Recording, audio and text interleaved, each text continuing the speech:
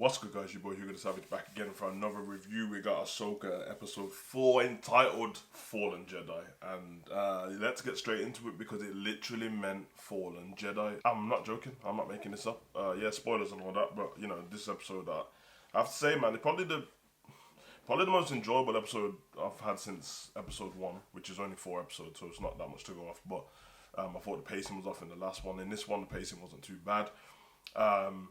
This episode leaves off just where the other one lives. So we know they landed on the planet where Baylan Skoll was, where where Morgan Elsbeth was, where Shin was. Let's get straight into it, man. I honestly say the chemistry between Ahsoka and Sabine. I'll say it feels like the show should be called Sabine. It feels like Sabine episode 4 because everything feels centered around her, but they don't give us anything about her.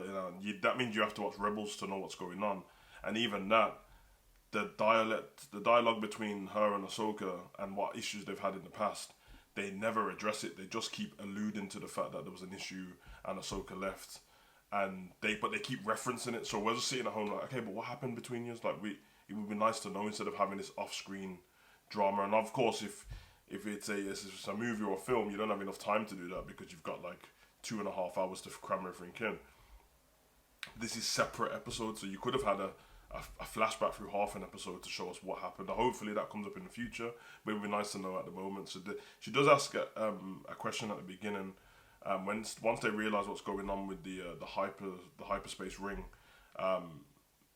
Ahsoka asks, she does say to Sabine, we might have to realise that there's going to be a big choice we have to make, which is if we can't get to Ezra, we're going to have to stop everyone else getting there, which means he'll just be trapped. And there's that dialect. There's a lot of them alluding to, does Ahsoka trust Sabine? Do you trust her? Do you trust her? So that's what is running through the whole program.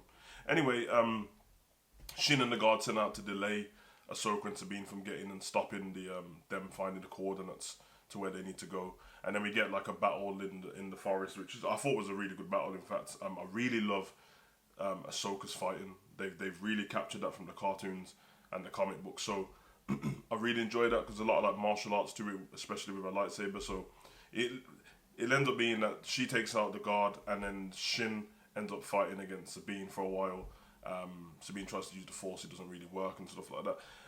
The only thing I didn't like is once Ahsoka left to try and stop Baylan Skoll and the star map, they left it a long time for us to go back to see what Sabine was doing. So then it went back about 5 minutes later and they were still fighting. I'm like, they'll be tired by now. Come on, man.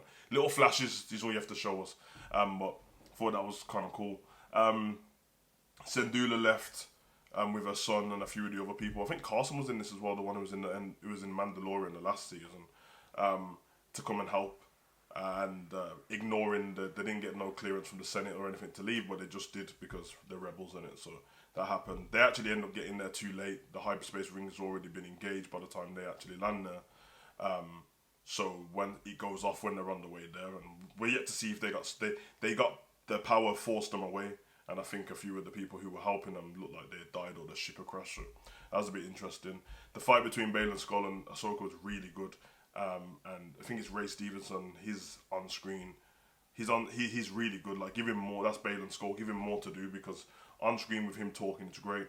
The battle's going well for Ahsoka, and then she removed the star map with her hand. She burnt her hand a little bit, but she stopped the coordinates being dragging out. And then Sabine comes in, and it's kind of this thing now. She's trying to say to her, Sabine, like, destroy the star map. Is what we spoke about at the beginning. They foreshadowed at the beginning of the episode, will you trust to listen to your master? And then she's like, destroy it. She doesn't destroy it. Baylan Skoll hits her off the cliff. She falls, which is, I guess, in the Fallen Jedi. And it looks like she's dead at the time, but I'm like, there's no way she can be dead in a show called Ahsoka, unless they make it all about Sabine. And then there's the dialect between Sabine and Baylan Skoll, and he starts addressing her about a family on Mandalore and how they died, and it's so cool, and he just puts his lightsaber and just starts walking towards her, and eventually she hands it over to him, and he says, listen, you have my word, I've got a greater good to do, and when we get there, you can get Ezra, and we'll get what we need, and she actually goes along with it. It was, at first I was like, oh, it's a setup, and Ahsoka's gonna do a backflip and turn up from nowhere. She didn't. Shin still wants to kill her, tried to choke her and stuff like that. And then they end up going back to the ship where the hyperspace ring is, and they end up going. And then, the episode finishes off with Ahsoka seemingly looking like they show the water of where the cliff she fell off, waiting to see her in the water, and then slowly drifts away and it starts looking like space.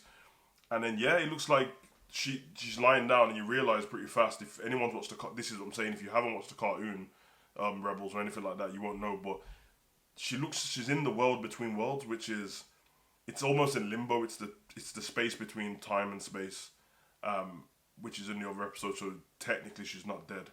And then at that point, I knew what was coming. I was hoping anyway, and you hear the voice, and he says, yo, blah, blah, blah. And then she's like, yo, master. And then you're like, oh my God, is it Anakin? She turns around, it's a de-aged Anakin. And I have to say, the graphics, what they used on the de-aging on Anakin, it worked. It really did. There's a bit of a glow to him.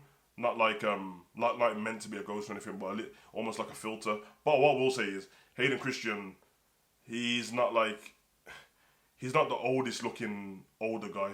If you know what I mean, he's always looked pretty young anyway, so they did well with him there.